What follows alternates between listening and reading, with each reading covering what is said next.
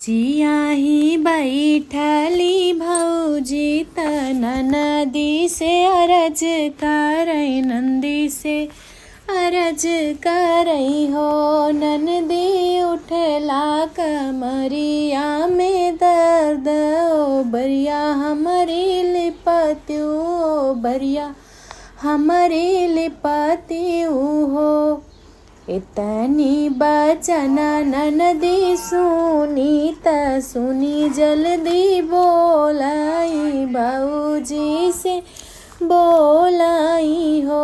ए भौजी कहवा से लाई हम गोबरात कहवा से पानी त कहवा से पानी हो।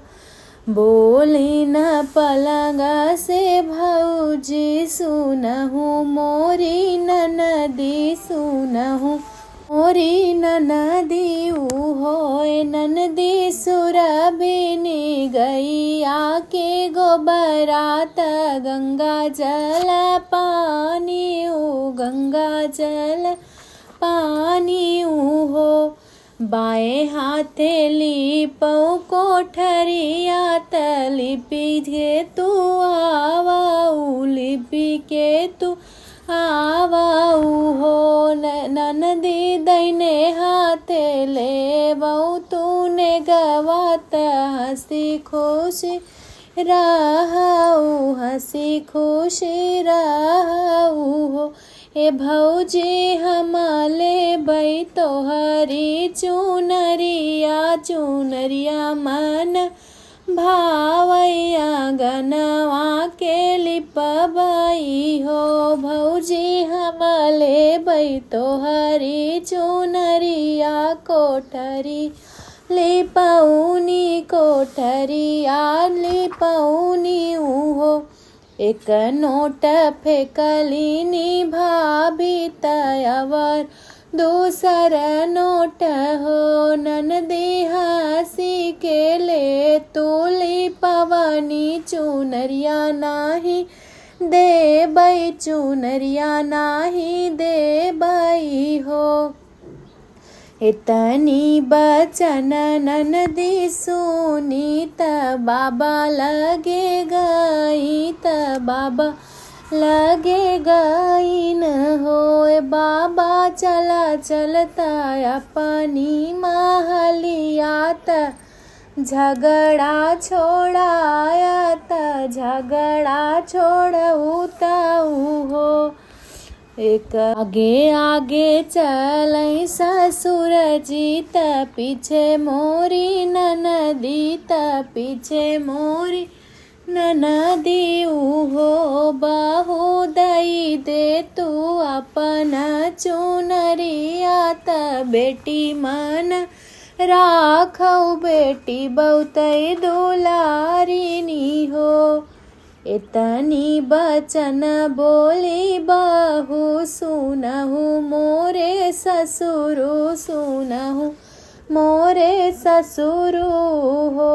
ससुरु नहीं देबई अपनी चुनरिया चुनरिया मोरे नई हर के चुनरिया मोरे नई हर के हो।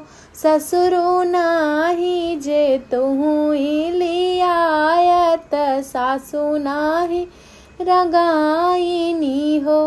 इतनी बचन ननदी सुनी बिरन लगे गई बिरन लगे गईनी हो। भैया चला चलता भौजी से कहता चुनरिया दई देती चुनरिया दई देती नी हो। आंगने में ठाड़ भये पियवा त हमें समझावई रानी के समझावई हो। धना दई दे तू अपन चुनरिया बहिन ससुरई तीन बहिन मोरी बाभन हो। इतनी बचन भौजी सुनी गर्भी बोली बोलाई हो। पिया नहीं देबै अपनी चुनरिया, चुनरिया मोरे नैहर, चुनरिया मोरे नैहर के हो।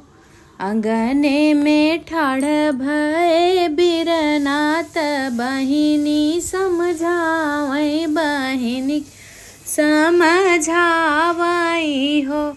बहिनी कैले बै दूसरा बियाहवा, चुनरिया तोहका देबै, चुनरिया तोहका देबै हो। भीतरा से निकली नी भौजी चुनरिया, अंगना फेंकई चुनरिया, अंगना फेंकई हो। ए ननदी पहिन ले तू हमारी चुनरिया, ससुरे चली जाती, ससुरे चली जाती हो।